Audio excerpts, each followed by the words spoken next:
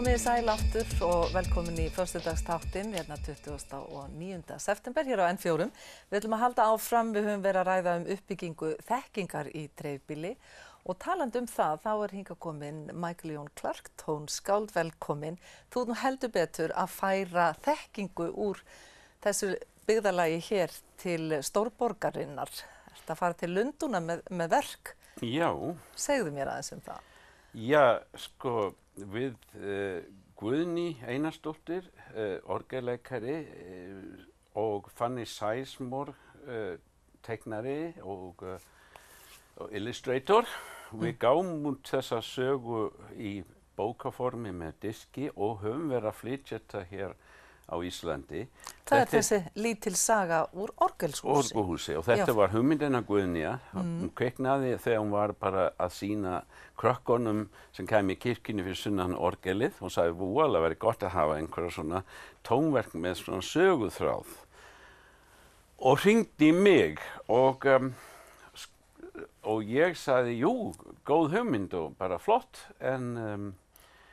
og sagðist að ætla að gera þetta nema bara það þegar ég fór að byrja á þessu fann ég hvað ég var búinn að taka að mér því að þetta ekki það sama og safna hljóðfæri. En í stuttu máli þetta kynningar á orgelið fyrir krakkar og fullorðna, ég segi fyrir börn á öllum aldri. En í sögunni líka kemur mjög sterkt fram að svona ólíkur hljóm og ólík hljóðfæri, ólíkt fólk eigi samleið og getur unnið saman og búið til samhljóm. Þannig þetta mjög góð og falleg saga fyrir nútíman eins og í dag.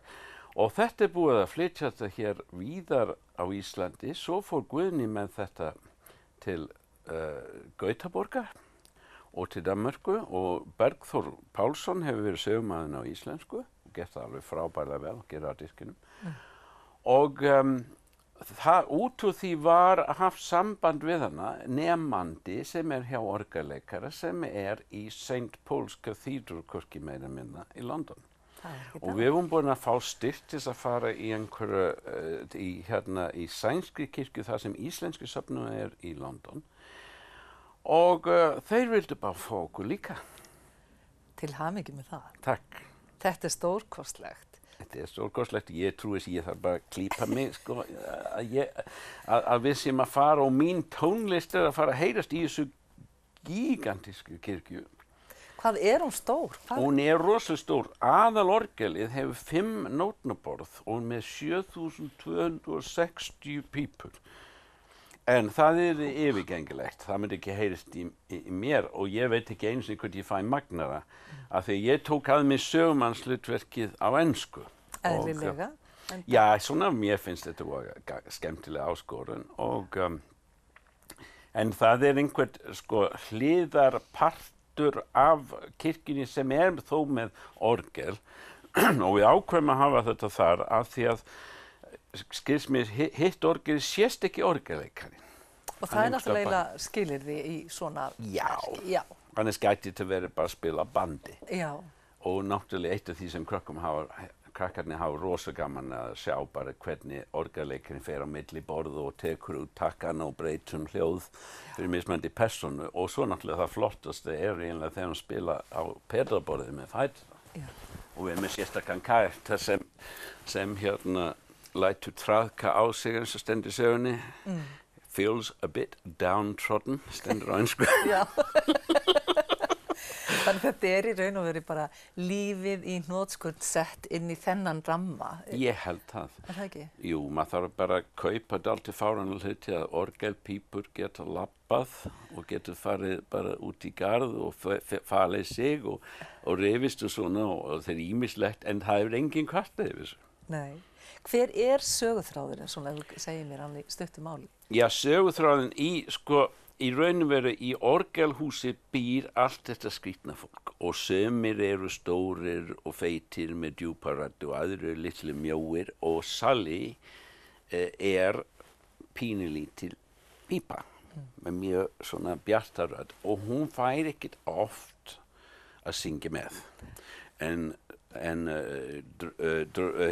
prinsinn og prinsessan þarna fremst og þykist vera rosalega mikilvæg og alltaf að að syngja þegar stóra atbyrðir gerast eins og brúðkaup.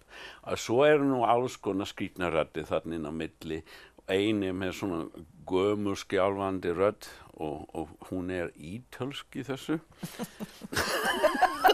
Heitir Viola da Gamba. Segir allt. Og hún talar með ítölskum hreim og svo sko frekjurödd sem í þessu tilfelli með svona Liverpool hreim og hann situr allt á annan enda bara með frekju og svo Sally verður móðguð og svo bara í raun og veru kemur upp sko hver mikilvægari en hinn, hver flottari, hver með flottasta hljóm og svona og það, já, ég ætla ekki að segja frá því alveg en auðvitað verða sátt í endanum og fólk verður sátt við að vera öðruvísi en geta verið saman.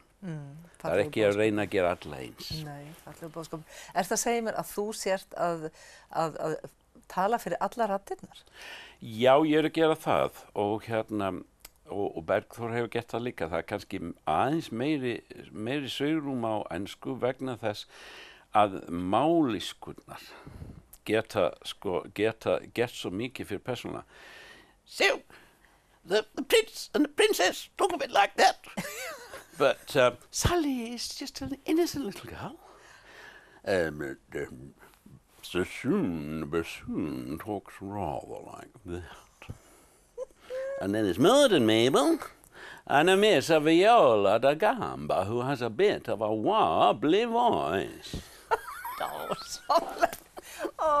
Þarna kemur sér vel að hafa fæðst í Bretlandi og þekkja þetta allt saman, það ekki? Jú, það gerir það og maður náttúrulega svona dálítið, sko, kannski maður æfir sig mest í að herma eftir þegar maður kenna söng, sko. Já, eðlilega. Hvenær ferðu út? Hvenær verður þetta? Ég bara að fara suður, sko, seinnipartinn og ég að fara út á föstudaginn.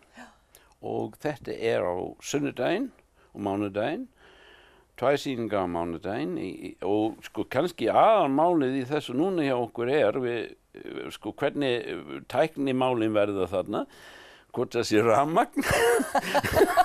Ekki nokkra líkur á því samt? Já, ég held það. Við fórum bara með eitthvað millistykki og svona í þetta skrýtna breska rafmagn og svo bara spurningum bara eins og St. Pauls að bara komast inn og hvert að fara inn og hvernig á að tala og hvernig... Já, þetta alveg þar. Ég held við höfum að borga okkur inn til að fá að æfa. Hvað? Takk innilega fyrir að koma á gangi sem allra best úti og við höldum áfram hér í föstudagstættinum eftir stuttastund.